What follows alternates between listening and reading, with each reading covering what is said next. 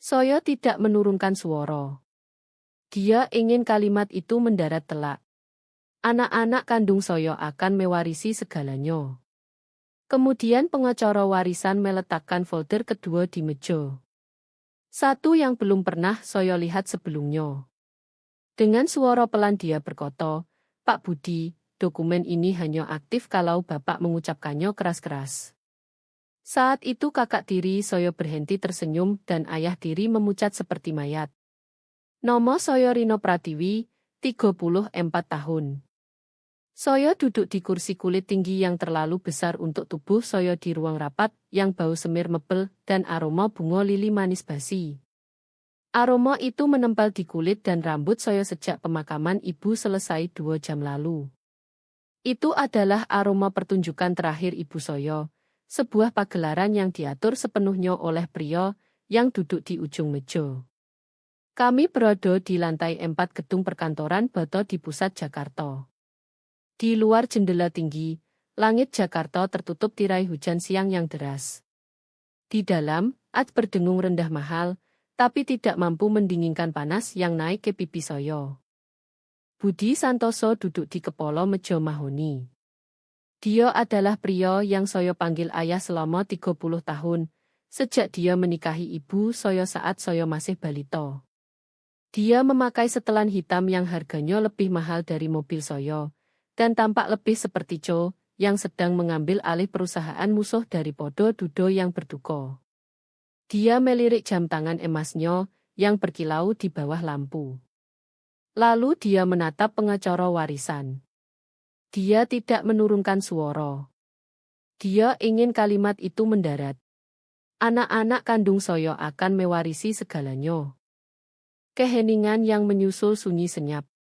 Seperti beban fisik yang menekan ruangan, menyedot oksigen dari udara. Di sebelah kiri saya, Tania Santoso menggeser duduknya.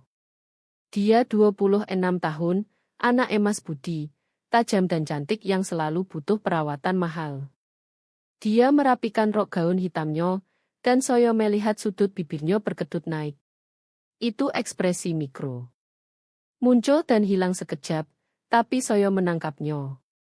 Itu kemenangan. Di sampingnya, Roko Santoso, saudara kembarnya, mengeluarkan desahan panjang teatrikal dan menggelengkan kepala, menatap tangannya seolah kesakitan karena kejujuran ayahnya. Tapi Roko sedang berakting. Dia selalu begitu. Saya melihat bahunya rileks. Sejak kami masuk tadi dia tegang, takut ibu saya meninggalkan sedikit remah untuk saya yang mengurangi bagiannya. Sekarang dia tahu dia aman. Saya duduk diam tak bergerak. Sudah 30 tahun saya berlatih untuk momen ini. Saya sudah latihan ekspresi di cermin kamar kos saya ribuan kali. Saya jaga wajah datar, tangan terlipat longgar di pangkuan, menahan keinginan memetik benang lepas di jaket saya. Saya tidak akan beri mereka kepuasan melihat air mata. Saya tidak akan beri mereka kenikmatan melihat ledakan emosi. Saya hanyalah tamu di keluarga ini, seperti saya tamu di rumah mereka. Dan tamu diharapkan sopan meski sedang diusir. Pak Hasan Gunawan, pengacara warisan, pria berusia tak jelas dengan rambut kelabu bojo dan kacamata, yang membesar mata tak berkedipnya. Dia tidak menatap Budi. Tidak menatap si kembar. Dia menatap titik di meja, jari-jarinya bertumpu pada folder tertutup di depannya. Budi bersandar, kulit kursinya berderit. Saya kira itu sudah jelas. Hasan, rumah, aset likuid, portofolio, semuanya tetap di garis keturunan Santoso. Sinta mengerti itu. Dia tahu betapa keras saya bekerja membangun keamanan keluarga ini. Dia mengucap keluarga, seperti nama merek. Pak Hasan akhirnya bergerak. Dia tidak membuka folder utama. Sebaliknya dia meraih ke dalam tas kerjanya di lantai, mengeluarkan satu amplop tertutup rapat. Kram, tebal, mahal. Di depannya tertulis tinta biru dengan tulisan tangan yang saya kenali di manapun, melengkung, elegan, sedikit miring ke kanan, nama saya, Rino Pratiwi. Pak Hasan meletakkan amplop di meja. Dia geser hanya 1 inci ke arah saya, lalu berhenti. Pak Budi, kata Pak Hasan dengan suara serak rendah. Kita belum selesai membaca. Budi mengerutkan dahi. Kulit di antara alisnya berkerut. Dia benci penyimpangan dari skenario. Saya sudah lihat berkasnya, Hasan. Minggu lalu saya sendiri buka laci arsip Sinto. Saya lihat draft wasiat tahun 2010. Standar, pasangan yang selamat lalu garis keturunan. Tidak ada lagi. Ada, kata Pak Hasan, tapi tidak di laci arsipnya dan bukan milik Bapak. Budi menampar meja. Suara tajam keras membuat rokok tersentak. Saya eksekutor. Saya suaminya. Semua yang dia miliki ada di bawah kuasa saya. Bapak eksekutor aset pernikahan Santoso, koreksi Pak Hasan, nodo suaranya membeku. Tapi Bapak bukan eksekutor dana perwalian keluarga Hartono yang tak dapat dicabut. Tania tertawa. Suara tajam rapuh. Keluarga Hartono? Maksud ibu masa lalu lama? Ibu tidak punya opo-opo saat menikah dengan ayah, hanya utang dan mobil tua. Pak Hasan mengabaikannya. Dia meraih lagi ke tas kerjanya. Kali ini dia keluarkan folder tebal diikat tali merah hukum. Dia letakkan di meja dengan bunyi berat. Suara itu berbeda dari amplop. Berat. Seperti senjata. Label di folder diketik tebal. Dana perwalian keluarga Hartono. Tambahan bersyarat. Budi menatap folder itu. Wajahnya dari merah berubah abu-abu aneh. Apa itu? Ini, kata Pak Hasan sambil meletakkan tangan roto di dokumen. Entitas hukum terpisah yang didirikan oleh Ibu Sinta Hartono, seperti disebut dalam instrumen ini, 15 tahun lalu. Beroperasi di luar yurisdiksi aset pernikahan Bapak. 15 tahun. Budi menyipitkan moto. Sinta tidak pernah lakukan apapun 15 tahun lalu tanpa konsultasi saya. Saya yang kelola rekeningnya. Saya kelola semuanya. Tapi dia berhasil melakukannya, kata Pak Hasan. Dia angkat muka dan untuk pertama kali menatap langsung ke Budi. Tidak ada kehangatan di mata pengacara itu, hanya fokus predator profesional. Dokumen ini tidur, Pak Budi. Berisi klausul aktivasi yang sangat spesifik, pemicu. Saya lihat tenggorokan Budi bergerak saat menelan ludah. Dia sedang menghitung, mencari sudut yang terlewat. Pemicu opo? Pak Hasan geser folder kedua, yang lebih tipis dari tumpukan utama. Dia buka dan putar agar Budi bisa baca judulnya. Aset di dalam perwalian ini, yang jumlahnya sangat besar, ditunjukkan untuk penerima utama, jelas Pak Hasan. Namun identitas penerima itu dibuat bersyarat berdasarkan perilaku pasangan yang selamat segera setelah pemakaman. Gila, rokok tergagap. Kamu tidak bisa syaratkan wasiat berdasarkan perilaku setelah mati. Ini perwalian, bukan wasiat, balas Pak Hasan tajam seperti cambuk. Dan kamu benar-benar bisa syaratkan pencairan dana berdasarkan kriteria spesifik. Ibu Sinto sangat tepat. Pak Hasan menunduk ke kertas.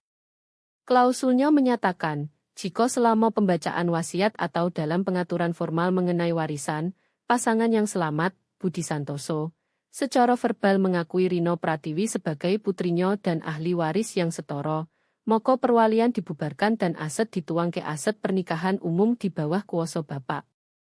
Mata Budi membelalak. Dia duduk lebih tegak, kilatan keserakahan menyolo di wajahnya. Kalau begitu tidak opo. Kita bisa saja, tapi Pak Hasan memotong, suaranya naik 1 desibel, memotong harapan Budi seperti pisau. Odo bagian. Pak Hasan ketuk halaman. Jika pasangan yang selamat, Budi Santoso, secara verbal mengecualikan Rino Pratiwi, menyangkal statusnya sebagai anaknya, atau menggunakan bahasa eksklusi spesifik yang membedakan anak kandungnya dari dia, maka tambahan bersyarat aktif segera. Ruangan menjadi sunyi mati. Satu-satunya suara adalah hujan yang menghantam Koco. Saya merasa dingin merayap di tulang punggung. Saya menatap amplop krem bertuliskan nama saya. Ibu saya tahu. Dia tidak hanya curiga. Dia tahu persis siapa Budi. Dia sudah memprediksi momen ini sampai kosakata yang akan dia pakai. Pak Hasan menatap Budi, ekspresinya tak terbaca.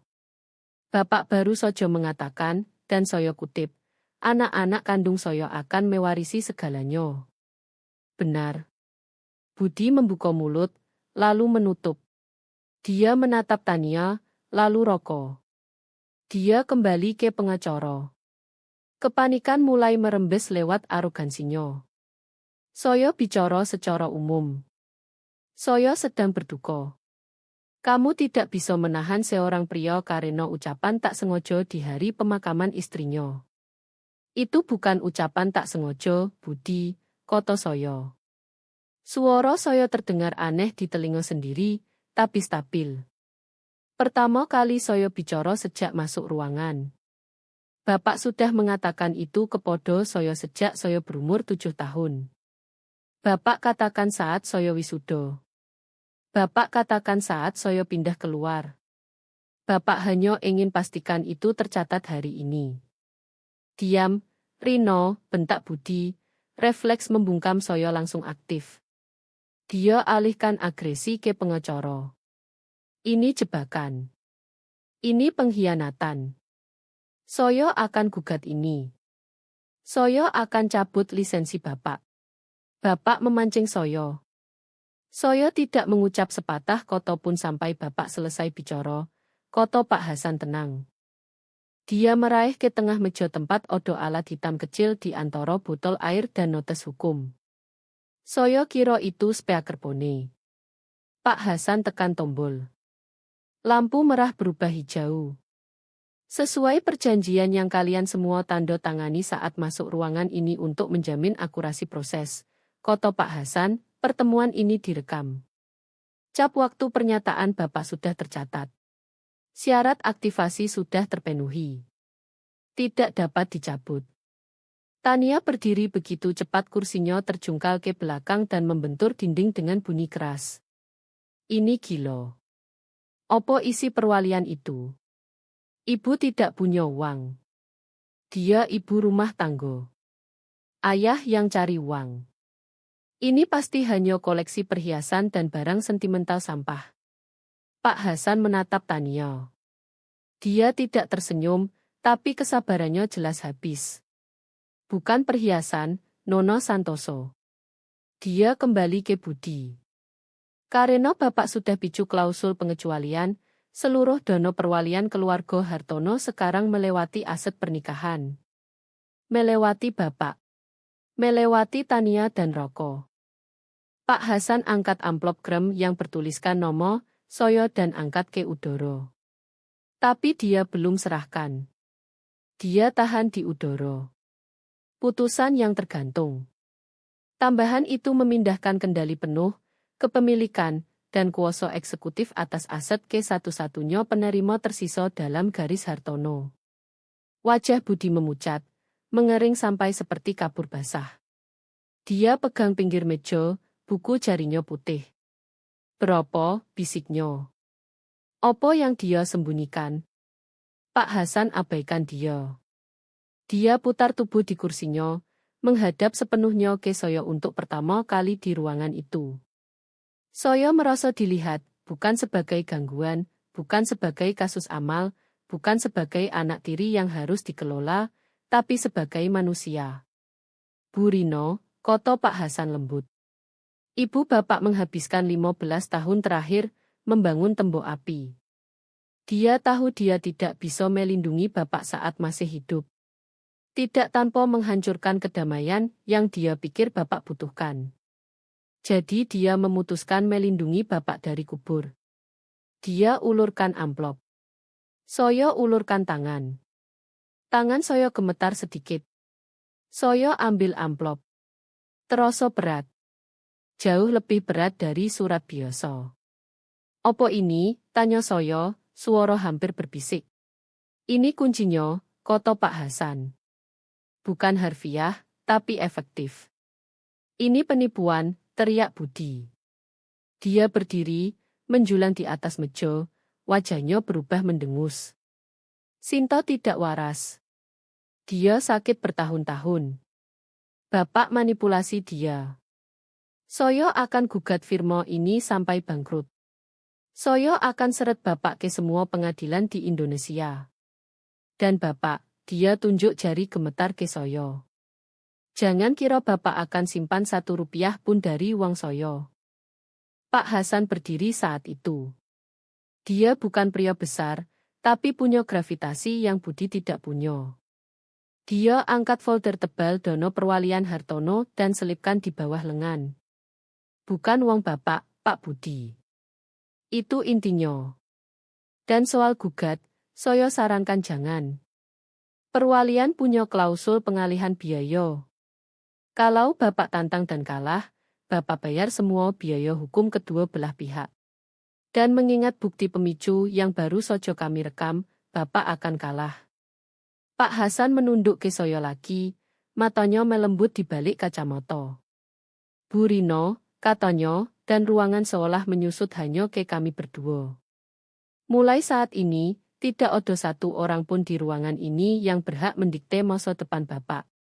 Tidak ada yang berhak bilang di mana Bapak termasuk atau siapa Bapak. Isi perwalian ini beri Bapak 1 hal yang selalu mereka coba ambil. Apa itu? Tanya saya. Leverage, kata Pak Hasan. Leverage total mutlak.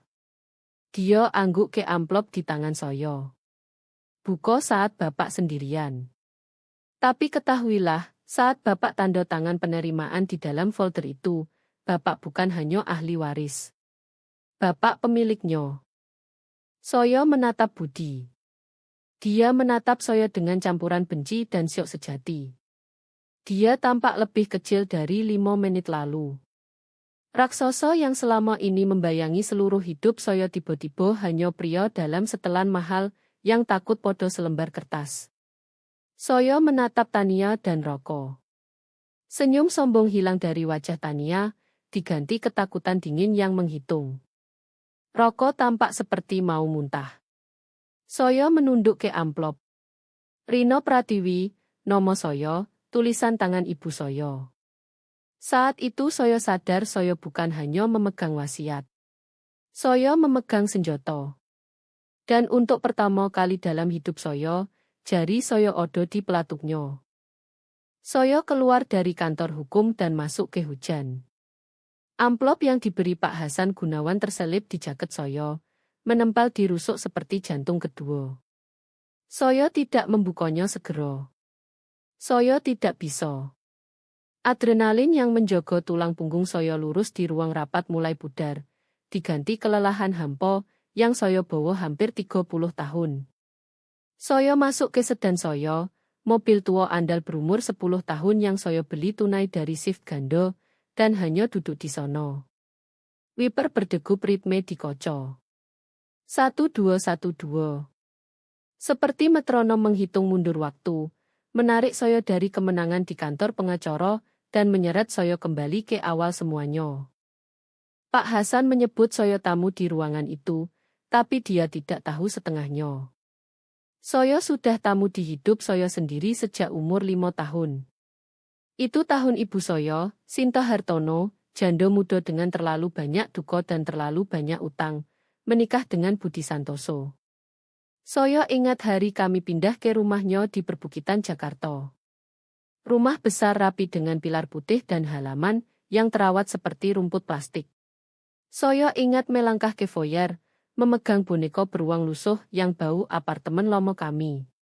Budi menatap saya dari atas, bukan dengan kebencian, tapi penilaian dingin terpisah. Dia menatap saya seperti pria menatap goresan di bumper mobil baru, cacat yang harus ditoleransi tapi tidak pernah berhenti diperhatikan. Rino, katanya dengan suara halus dalam. Kita tidak meninggalkan mainan di area umum. Ini rumah untuk orang dewasa. Kamar Bapak di atas. Simpan barang Bapak di sono. Dia tidak teriak. Budi tidak pernah teriak. Dia tidak memukul. Dia tidak perlu. Dia beroperasi dengan sistem pengecualian begitu presisi sampai bisa memotong koco. Selama 30 tahun berikutnya, saya belajar aturan kerajaan Santoso. Itu monarki konstitusional di mana Budirojo dan ibu saya permaisuri yang diizinkan masuk dengan visa bersyarat. Saat Tania dan Roko lahir 2 tahun kemudian, hierarki semakin kuat. Mereka ahli waris. Saya bawaan. Koridor menuju ruang tamu adalah galeri penghapus saya. Dipenuhi foto profesional berbingkai yang mendokumentasikan kebangkitan keluarga Santoso. Ada foto Tania di resital balet pertamanya seperti boneka porselen. Ada foto Roko memegang trofi Liga Sepak Bola Cilik. Ada potret studio tak terhitung dari 4 orang, Budi, Ibu, Tania, Roko, semua pakai sweater senodo, semua tersenyum dengan gigi yang dirapikan ortodontis terbaik di Jakarta. Saya tidak ada di satupun. Yah, tidak sepenuhnya benar.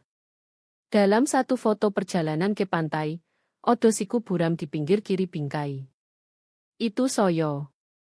Saya berdiri di samping ibu. Tapi saat fotografer kirim bukti, Budi pilih potong yang memusatkan keluarga kandungnya. Saya ingat bertanya pada ibu saat umur 10 tahun. Dia menatap foto itu, lalu saya, matanya tiba-tiba penuh air ketakutan. Dia bilang fotografer salah. Tapi malam itu saya temukan uang 20.000 di bawah bantal. Uang tutup mulut. Maaf yang tidak bisa dia ucapkan keras. Itu pola. Budi memotong sepotong martabat saya, dan ibu mencoba menambal luka secara rahasia. Saya besar dengan mengerti saya hanya baris anggaran yang Budi benci seimbangkan. Dia beri atap dan makan, tapi pastikan saya tahu biaya setiap kalori. Kalau saya minta uang untuk acara sekolah, dia mendesah, keluarkan buku kas, dan beri kuliah tanggung jawab keuangan selama 40 menit. Kalau Tania minta kuda poni karena temannya punya, dia tertawa dan tanya warna apa yang dia mau. Ada malam saat saya 12 tahun yang mendefinisikan dinamika kami sempurna. Kami baru selesai makan malam ayam panggang dan sayur. Saya tak sengaja menjatuhkan gelas air. Tidak pecah, tapi air merendam taplak. Meja sunyi. Tania dan Roko, saat itu 7 tahun, menatap ayah mereka. Mereka tahu cuaca berubah. Budi letakkan garpunya. Dia lihat Nodo. Lalu lihat saya. Ceroboh, katanya. Bapak tidak hormati barang yang bukan milik Bapak. Maaf, bisik saya. Saya bersihkan. Yo, katanya. Dan malam ini Bapak cuci piring semua, pakai tangan. Mesin cuci piring untuk keluarga setelah makan. Bapak perlu belajar nilai kerja keras. Dia bawa Tania dan Roko ke ruang tamu nonton film. Saya dengar kredit pembuka film Disney, suara tawa mereka. Saya berdiri di wastafel, tangan merah di air panas, gosok piring berat seperti batu. Di tengah, saya rasakan kehadiran di samping. Itu ibu. Dia tidak bicara. Dia cek koridor pastikan Budi tidak lihat. Lalu ambil handuk pengering. Kami kerja diam, bahunya bersentuhan dengan saya. Dia menangis tanpa suara. Saya ingin teriak padanya, suruh dia berhenti lemah, suruh dia tinggalkan dia. Tapi saya 12 tahun dan butuh atap, dan dia ketakutan. Jadi kami hanya cuci piring. Malam itu tanam benih di saya. Saya putuskan saya tidak akan pernah berutang apapun pada Budi Santoso. Saya akan jadi begitu mandiri sampai dia tidak punya leverage. Saya lempar diri ke pendidikan dengan energi putus asa. Saya belajar sampai moto terbakar. Saya jadi siswa yang tinggal setelah kelas, yang kerjakan tugas ekstra, yang tidak wajib. Saat 16 tahun, saya kerja di warung makan seberang kota, shift malam dan akhir pekan. Saya bohong podo teman bilang sibuk olahraga. Tidak. Saya tabung setiap rupiah dari gaji 7.500 per jam. Saat aplikasi kuliah datang, saya tidak minta budi sebesar. Saya apli setiap beasiswa yang saya temukan, akademik, kebutuhan, klub Rotary lokal. Odo formulir, saya isi.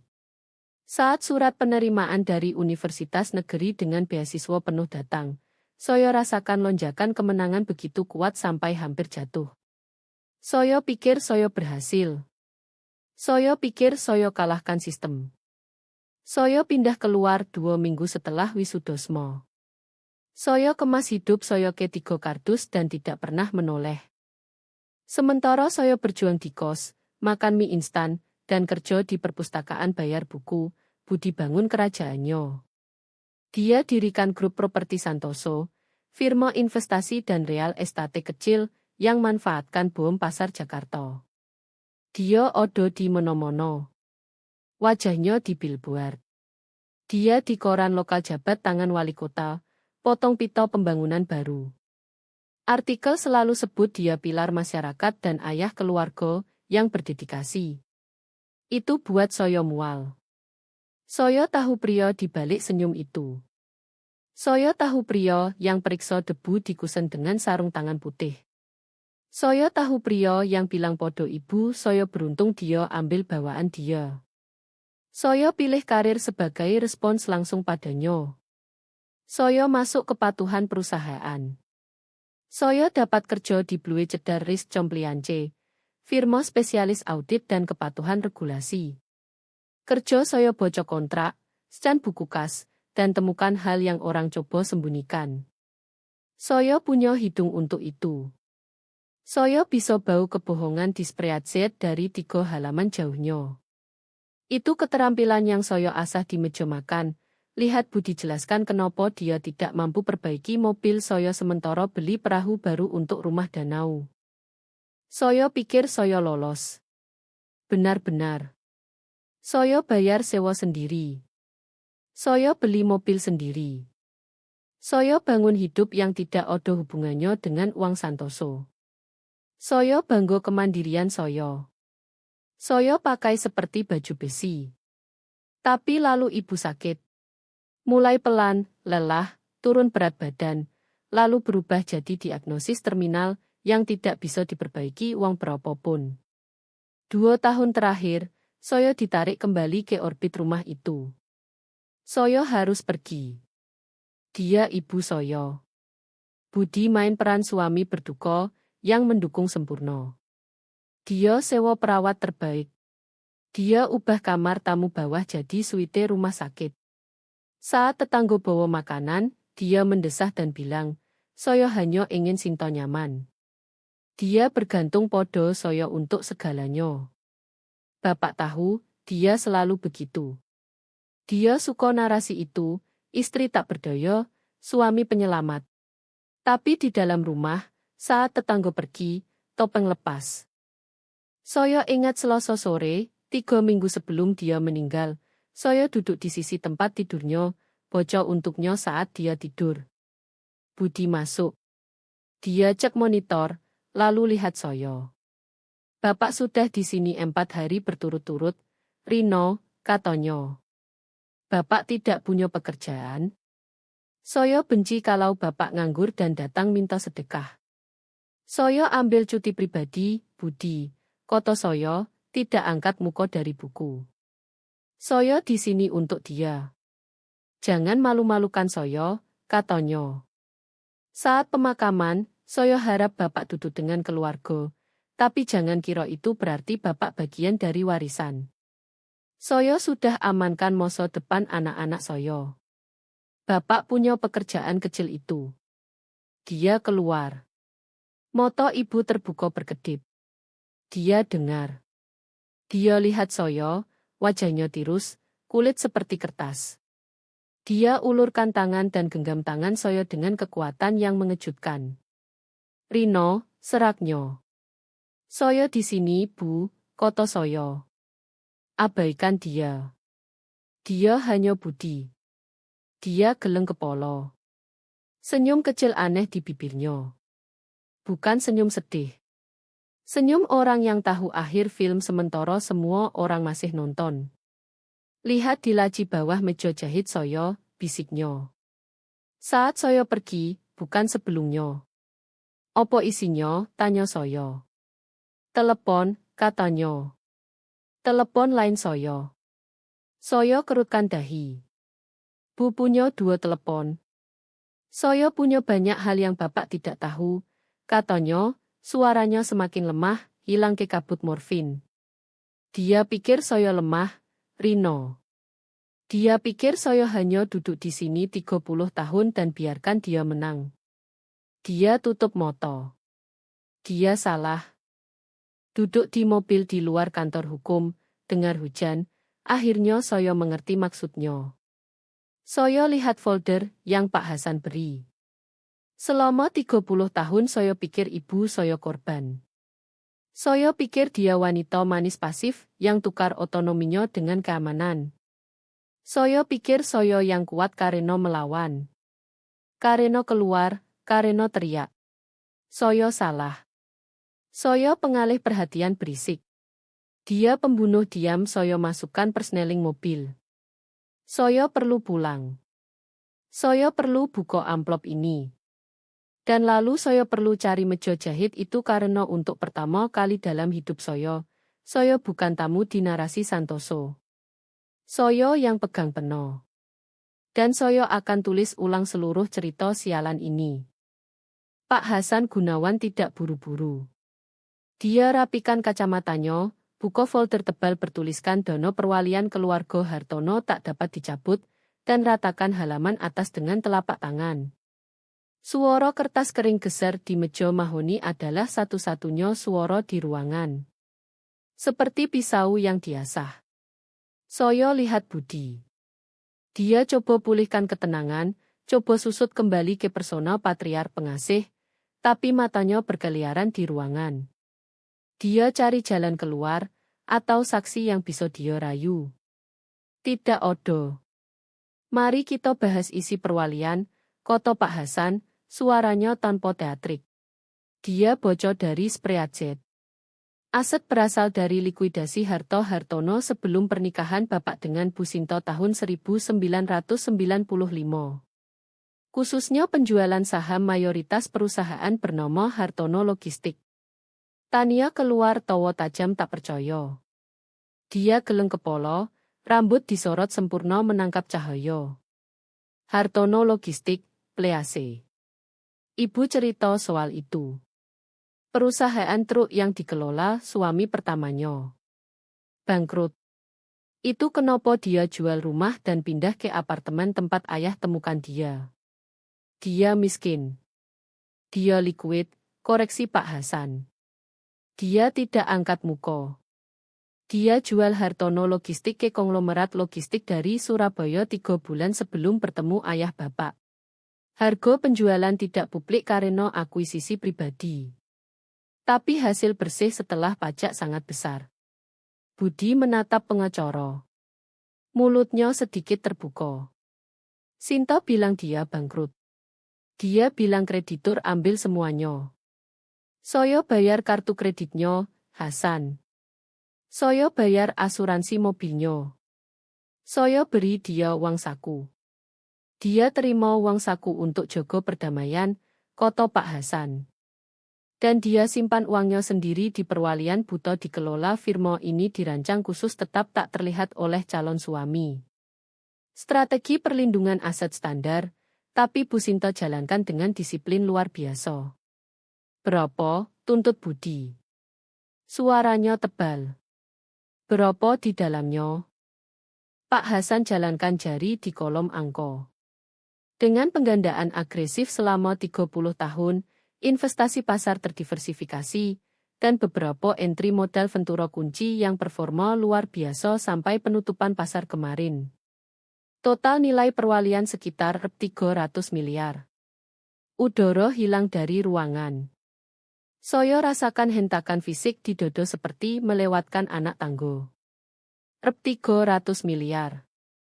Ibu saya yang selalu potong kupon deterjen, yang biarkan Budi ceramah soal lampu menyala karena listrik mahal, duduk di atas kekayaan yang bisa beli seluruh perusahaan Budi 2 kali lipat. Tania tampak ditampar. Dia putar ke Budi. Ayah, itu tidak mungkin, kan? Budi tidak jawab. Dia pucat. Dia hitung di kepala. Dia sadar setiap kali dia beri ibu saya uang 100.000 untuk belanja dan harap rasa syukur, dia berakting. Dia main peran.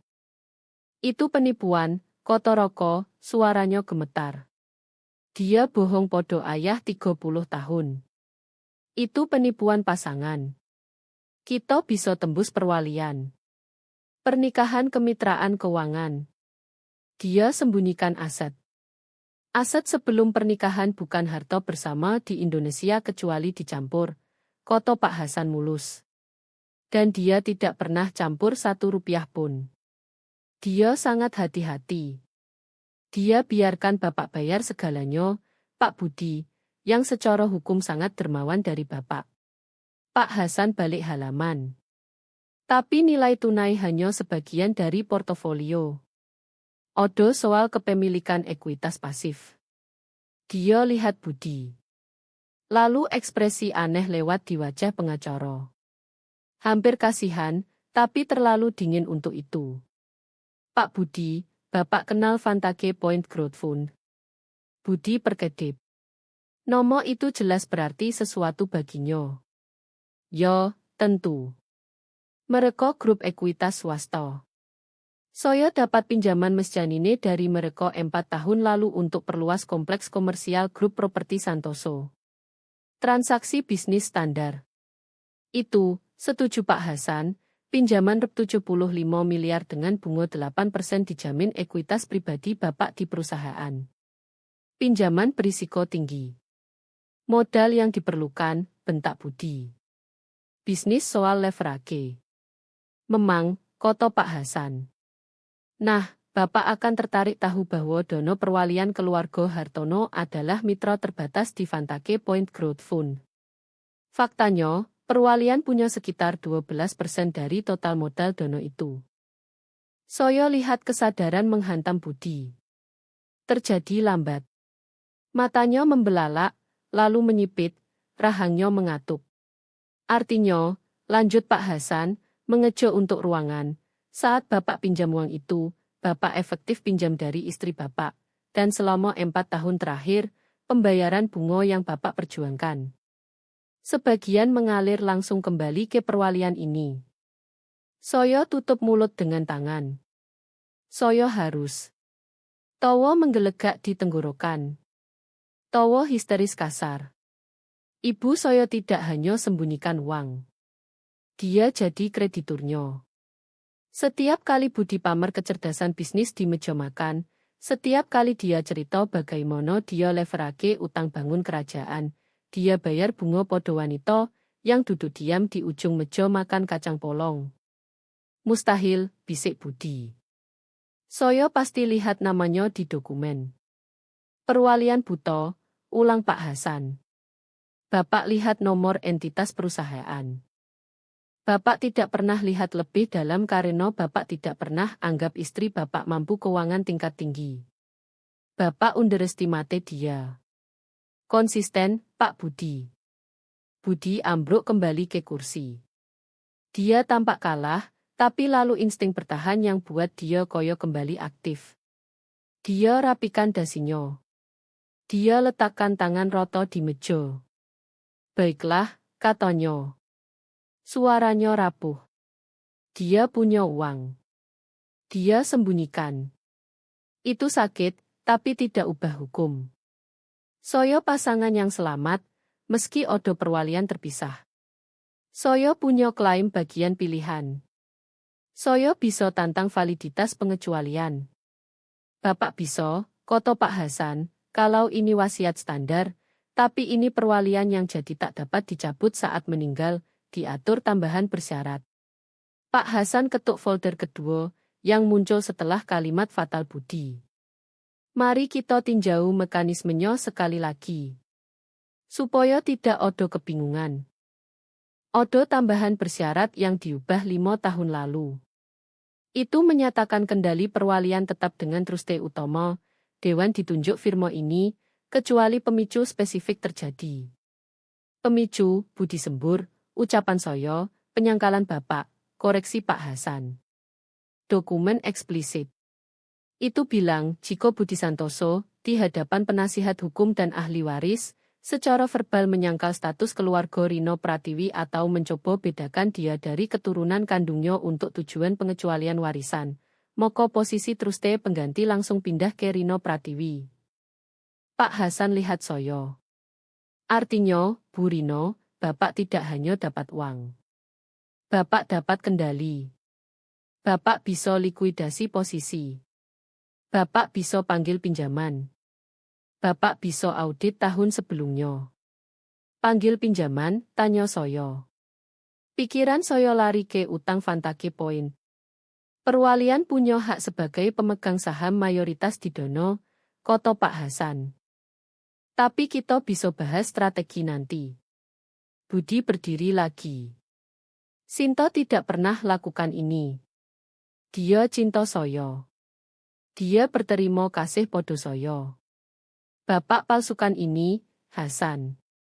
Bapak dan gadis tak tahu terima kasih ini masa ini. Duduk, Budi, kota Pak Hasan. Bukan permintaan. Perintah. Pak Hasan buka folder ke halaman spesifik.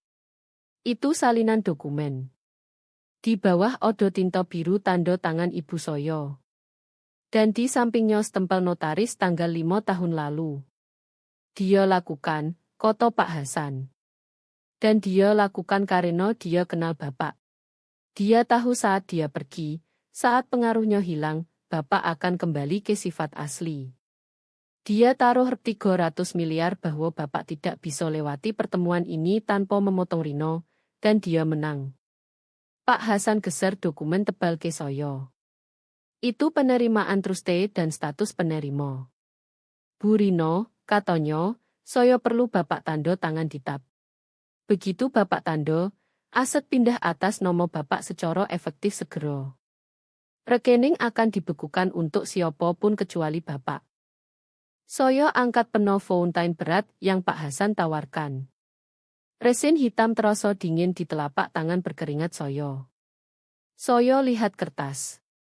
Tembok teks hukum, tapi artinya sederhana, kebebasan. Soyo gerakan peno ke kertas. Tunggu, kata Pak Hasan tajam. Soyo berhenti, ujung peno melayang 1 inci di atas garis tanda tangan. Pak Hasan meraih lagi ke folder dan keluarkan selembar kertas tunggal. Bukan dokumen hukum. Itu kertas surat pribadi Sinta dengan bunga lavender kecil timbul di sudut. Sebelum Bapak terima beban perwalian ini, kata Pak Hasan, suaranya melembut. Odo memorandum niat. Tidak mengikat hukum, tapi Ibu Bapak instruksikan Soyo pastikan Bapak boco sebelum tanda penerimaan. Dia letakkan surat di atas kontrak. Soyo lihat teks. Diketik, tapi odo catatan tulis tangan di margin. Soyo rasakan kehadiran Ibu Soyo di ruangan, lebih kuat dari aroma lili, lebih kuat dari amarah yang radiasi dari Budi. Roko berdiri saat itu. Dia diam, menghitung, tapi sekarang dia lihat uang lolos selamanya. Topeng kakak baik retak lebar. Jangan tando itu, Rino, katanya. Suaranya rendah mengancam. Kalau Bapak tando, kami gugat Bapak. Kami ikat ini di pengadilan 10 tahun. Bapak tidak akan lihat 1 rupiah. Kami akan kuras Bapak dengan biaya hukum. Bapak tahu, ayah punya pengacara untuk itu. Budi angguk, menempel podo agresi anaknya. Dia benar. Bapak petugas kepatuhan. Rino, Bapak dapat 60 juta setahun.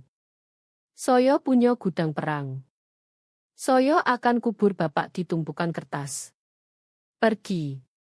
Ambil penyelesaian. Kami beri bapak 750 juta, cukup uang muka apartemen. Hanya pergi. Saya lihat mereka. Mereka seperti serigala yang tiba-tiba sadar domba punya taring. Pak Hasan bersihkan tenggorokan. Saya antisipasi reaksi ini, makanya saya harus tarik perhatian bapak ke pasal 9 sebagian instrumen perwalian.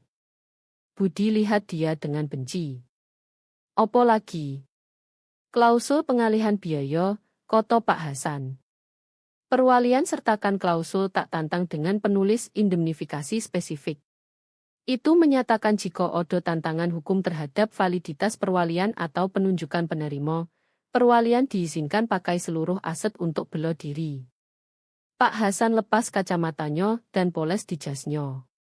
Selain itu, jika pihak penantang kalah, yang mengingat bukti video dan stempel notaris, pasti, perwalian berhak kumpul semua biaya hukum, biaya pengadilan, dan ganti rugi hukuman dari penantang secara pribadi. Pak Hasan lihat rokok. Artinya, anak muda, kalau kalian gugat Rino dan kalah, dia tidak bayar pengacaranya. Kalian yang bayar dan dia bisa sewa firma paling mahal di Jakarta untuk bela dia dan kirim tagihan ke rekening bank pribadi kalian atau perusahaan ayah kalian. Budi membeku. Saya lihat darah mengering dari wajahnya sepenuhnya. Dia mengerti leverage. Dia mengerti risiko dan dia baru sadar dia menatap laras Meriam. Bapak menggertak, bisik Budi. Tapi tidak ada keyakinan. Coba saja, kata Pak Hasan. Tolong, saya yang susun instrumen ini sendiri. Saya tunggu 5 tahun untuk litigasi ini. Pak Hasan balik ke saya. Dia ketuk memorandum niat. Baca suratnya, Rino, katanya lembut. Lalu tanda kertas. Perwalian ini bukan hanya dibangun beri bapak uang. Dibangun bertahan dari pria seperti dia. Saya menunduk ke surat. Saya abaikan napas berat Budi. Saya abaikan tangis pelan Tania. Saya fokus pada koto-koto yang ibu saya tinggalkan untuk saya. Potongan terakhir teka-teki yang dia bangun saat sekarat di kamar tamu rumah yang dia tidak pernah benar-benar miliki. Saya mulai baca. Tinta di halaman tanda tangan masih basah, berkilau di bawah lampu neon ruang rapat. Budi, Tania, dan Roko sudah badai keluar sesaat setelah Pak Hasan ancam klausul pengalihan biaya. Tinggalkan keheningan yang terasa berat dan bertekanan seperti udara sebelum badai petir. Pak Hasan tidak ucapkan selamat. Dia tidak tawarkan jabat tangan atau senyum. Sebaliknya dia meraih di bawah meja dan keluarkan kotak bankir. Kotak kardus polos, jenis yang beli Pak 10 di toko alat kantor, tapi disegel dengan lapis pita keamanan. Dia letakkan di depan saya dan pakai pisau peno kecil iris segel.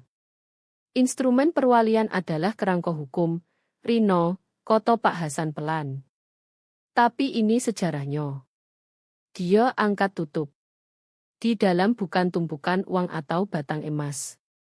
Hanya file, ratusan. Folder manila diatur per tahun membentang lebih 20 tahun. Ibu bapak korespondensi dengan saya lewat server aman, jelas Pak Hasan, keluarkan bundel email cetak. Dia pakai akun terenkripsi atas nomor hard private. Dia tidak pernah akses dari wifi rumah bapak.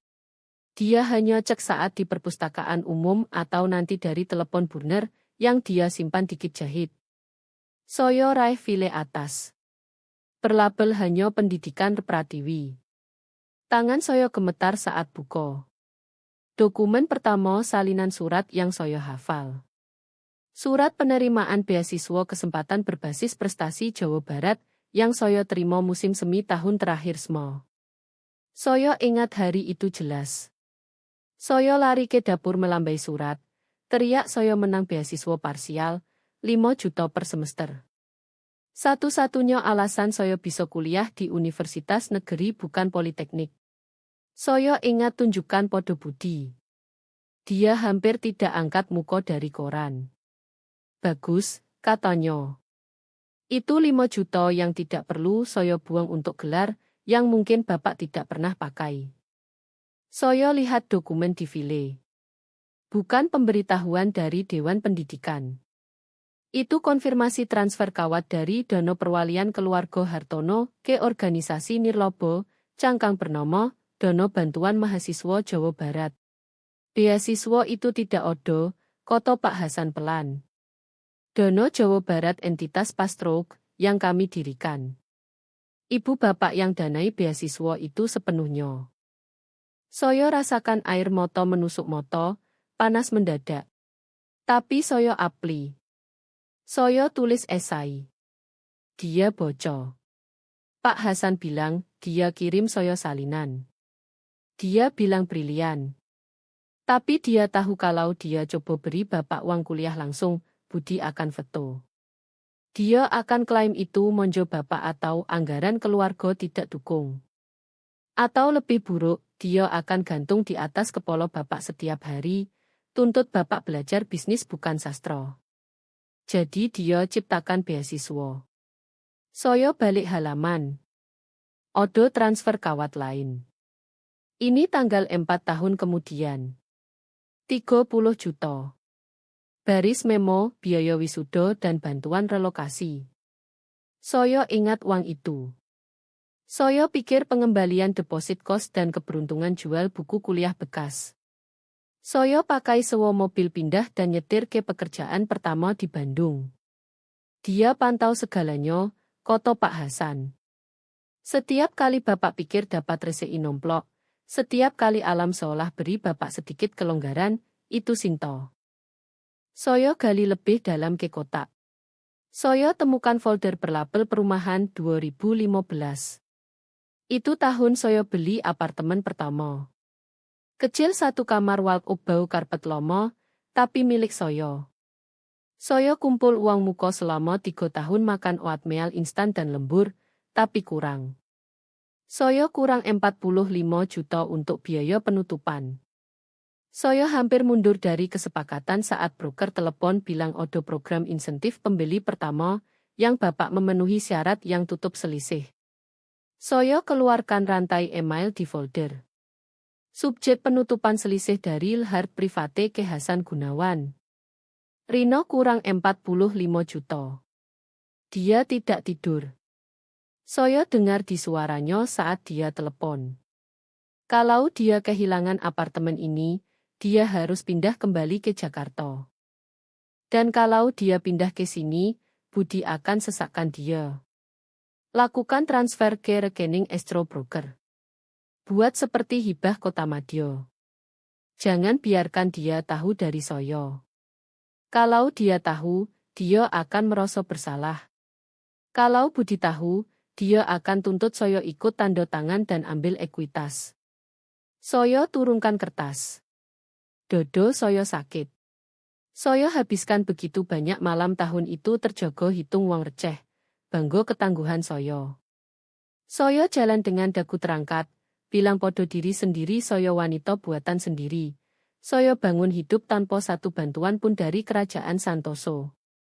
Dan saya memang, tapi saya tidak bangun sendirian. Ibu saya odo sepanjang waktu. Arsitek diam di bayangan, perkuat pondasi setiap kali terancam retak. Saya ingat 1 bulan, bisik saya, suara gemetar. Saya 22 tahun. Saya kempes bandan darurat gigi minggu somo. Saya punya 180.000 di rekening. Saya tidak makan malam 10 hari supaya bayar mekanik. Saya tidak bilang podo dia. Saya tidak bilang siapapun. Dia tahu, kata Pak Hasan. Dia tunjuk dokumen dekat bawah tumpukan. Dia kirim bapak kartu ulang tahun bulan itu dengan 3 juta, uang tunai di dalam. Bapak ingat. Saya angguk. Saya pikir dia tabung dari uang saku belanja. Dia tidak punya uang saku belanja, Rino. Budi audit kwitansi. Kalau dia belanja 150.000 lebih di supermarket, dia ceramah 1 jam. Uang 3 juta itu, dia jual bros perak neneknya ke pegadaian 3 kota jauh untuk dapat uang itu. Dia nyetir ke sono saat Budi di turnamen golf. Saya tutup moto. Saya bisa bayangkannya, ibu saya elegan pendiam, tawar-menawar dengan broker pegadaian, takut seseorang lihat dia hanya supaya selipkan uang ke kartu ulang tahun. Kenapa? Tanya saya. Kenapa dia tidak tinggalkan saja dia?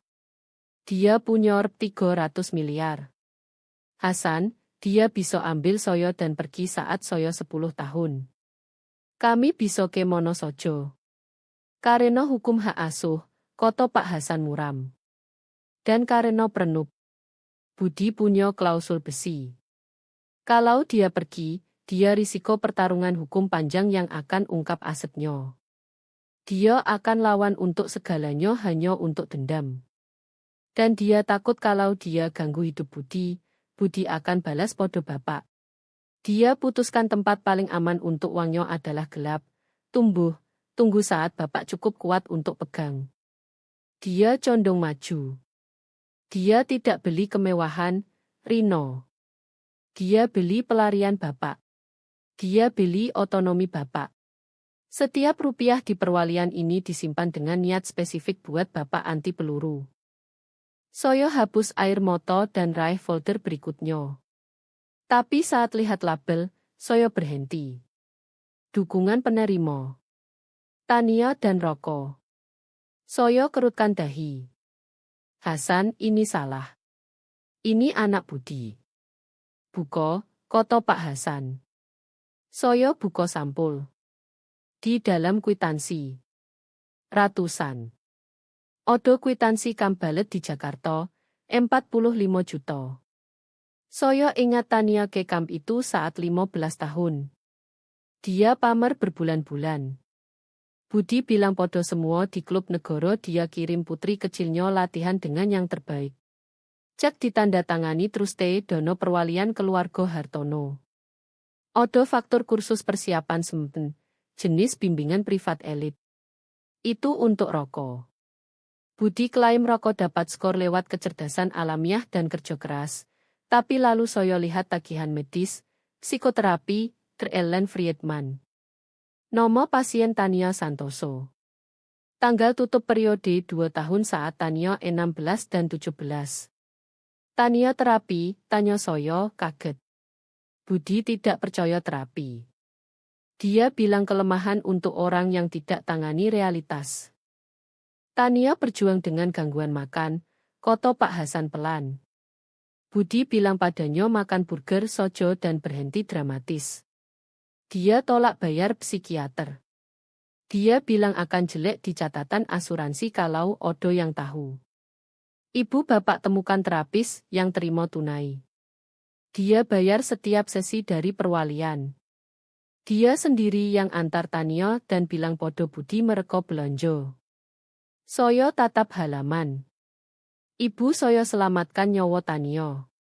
Adik yang hari ini menyeringai podo saya, yang lihat saya dengan penghinaan begitu, dilindungi wanita somo yang dia perlakukan seperti furnitur. Dan Roko, tanya saya, utang judi, koto Pak Hasan. Tahun kedua kuliah. Dia kelewat batas dengan bandar online. 105 juta. Dia takut bilang podo Budi. Budi akan usir dia, atau setidaknya potong. Roko datang podo ibu bapak menangis. Dia bayar besok paginya. Saya bersandar, ruangan berputar sedikit. Dia bantu mereka, koto saya. Dia bantu anak yang perlakukan dia seperti pembantu. Dia ibu, koto Pak Hasan. Dia lihat 2 anak yang dihancurkan pria somo yang hancurkan dia. Dia tahu mereka bukan darahnya, dan dia tahu mereka tidak akan setia padanya, tapi dia tidak bisa lihat mereka tenggelam. Itu beda antara dia dan Budi. Budi lihat orang sebagai investasi. Sinto lihat sebagai manusia. Dia ketuk folder. Tapi jangan salah, dia tahu mereka akan jadi opo. Dia tahu saat dia mati, Kesetiaan mereka podo ayah dan keserakahan akan kalahkan kebaikan yang dia tunjukkan. Itu kenapa dia kecualikan mereka dari perwalian. Dia bayar kelangsungan hidup mereka saat masih hidup. Dia tidak wajib danai arogansi mereka setelah mati. Saya lihat tumpukan kertas. Bukan hanya akuntansi. Peta medan perang. Ibu saya perang di dapur sendiri selama 30 tahun. Dia gerakan bidak, tutup kerugian, perkuat pertahanan, sambil tuang teh dan senyum podo pria yang pikir dia miliki. Saya ambil barang terakhir di kotak. Bukan folder. Catatan kuning lengket tunggal melekat podo dokumen tebal terikat di paling bawah. Tulisan tangan terburu, kasar, seolah dia tulis cepat. Hasan, kalau dia pernah ucap keras, kalau dia pernah ucap koto anak kandung soyo, beri Rino tambahan, jangan ragu. Kalau dia ucap, artinya dia akhirnya hapus soyo sepenuhnya. Dan kalau soyo dihapus, Rino dalam bahaya. Beri dia pedang. Soyo telusuri koto pedang dengan ujung jari. Pertemuan hari ini, pembacaan wasiat. Bukan prosedur standar. Itu tes akhir. Ibu saya tahu kesombongan budi. Dia tahu kebutuhannya tegaskan dominasi. Dia umpan jebakan dengan diamnya sendiri, tahu akhirnya egonya akan tutup. Dia tahu dia akan ucap. Saya bilang dia tahu dia tidak bisa tahan diri. Dia taruh 300 miliar podo narsisme budi, koto Pak Hasan. Dan dia benar. Saya buka kunci pintu apartemen dan melangkah ke keheningan. Itu keheningan yang menyesakkan, udara statis berat ruang yang tunggu seseorang kembali. Saya kunci gerendel mati di belakang, kebiasaan sejak 19 tahun tinggal di lingkungan lampu jalan jarang nyolo. Dan saya sandarkan punggung ke kayu. Satu-satunya suara di ruangan dengung rendah ritmis kulkas di dapur kecil. Suara grounding, pengingat dunia masih berputar, listrik masih mengalir, meski lempeng tektonik hidup saya baru bergeser hebat. Saya jalan ke sofa dan duduk, masih pakai jas. Amplop krem yang Pak Hasan Gunawan beri odo di tangan. Hangat dari tempat saya pegang di tubuh. Saya usap ibu jari di segel. Bukan lilin. Hanya strip perekat sederhana, tapi buko terasa seperti pecah perjanjian. Saya selipkan jari di bawah flap dan robek buko. Di dalam bukan dokumen hukum. Bukan stempel notaris atau klausul. Hanya bundel kertas surat, kertas berat somo yang saya lihat di kantor Pak Hasan. Tulisan tangan tak salah lagi. Melengkung dan presisi. Tinta sedikit cekung di halaman tempat dia tekan keras. Putriku tersayang Rino, kalau bapak bocok ini, berarti momen yang saya takutkan selama 15 tahun akhirnya datang. Surat itu panjang, penuh cinta, penyesalan, dan kekuatan diam yang ibu saya bangun. Dia jelaskan setiap transfer, setiap keberuntungan yang saya pikir saya dapat sendiri. Dia minta maaf tidak bisa lindungi saya saat hidup. Tapi dia janji dari kubur dia akan. Dia tulis, jangan pakai uang ini untuk balas dendam, Rino. Pakai untuk lepas dari suara di kepala bapak yang bilang bapak tidak cukup. Saya baca sampai akhir, air mata jatuh ke kertas. Lalu saya tanda tangan dokumen penerimaan. Saat tinta kering, saya pemilik 300 miliar. Dan kendali atas segalanya. Hari-hari berikutnya perang dimulai. Budi gugat. Dia tuduh saya manipulasi ibu sakit. Tapi Pak Hasan dan tim akuntan forensik kami gali lebih dalam. Kami temukan Budi tahu sejak awal berapa uang ibu. Dia broker junior di kesepakatan likuidasi Hartono Logistik. Dia bohong bilang ibu miskin. Dia bahkan gadaikan ekspektasi perwalian ini untuk pinjaman pribadi saat ibu masih hidup, penipuan kriminal. Kami juga temukan dia campur biaya pribadi ke tagihan perawatan ibu untuk penghematan pajak, tanda tangan palsu ibu, dan yang terburuk, dia selamatkan proyek kondominium mewahnya dengan dana dari perwalian tanpa tahu. Selama 4 tahun terakhir, 40% keuntungan proyek itu sebenarnya milik ibu Soyo. Dia karyawan Harto istrinya sendiri. Audit pengadilan ungkap semuanya. Hakim sebut bukti penipuan sistematis. Budi kehilangan perusahaan, hutang hukum gunung, dan penyelidikan pidana. Tania datang malam hujan, diusir ayah karena tanya soal terapi. Dia tinggal semalam di apartemen Soyo, baca jurnal ibu, dan menangis sadar siapa yang benar-benar sayang. Roko coba beli kesaksiannya dengan tawaran, tapi Soyo tolak. Soyo tidak mau jadi seperti Budi. Di sidang akhir, rekaman ucapan Budi diputar di pengadilan terbuka. Hakim tolak semua mosi Budi. Perwalian valid. Aset milik Soyo. Biaya semua dibebankan pada Budi. Perusahaan dibekukan. Saat keluar pengadilan, Budi halangi jalan Soyo. Rino, kita bisa perbaiki. Kita keluarga. Soyo lihat dia, pria yang buat Soyo merasa tamu 30 tahun, yang palsukan tanda tangan ibu, yang coba pecat Soyo. Kita bukan keluarga, Budi. Bapak hanya toleransi Soyo.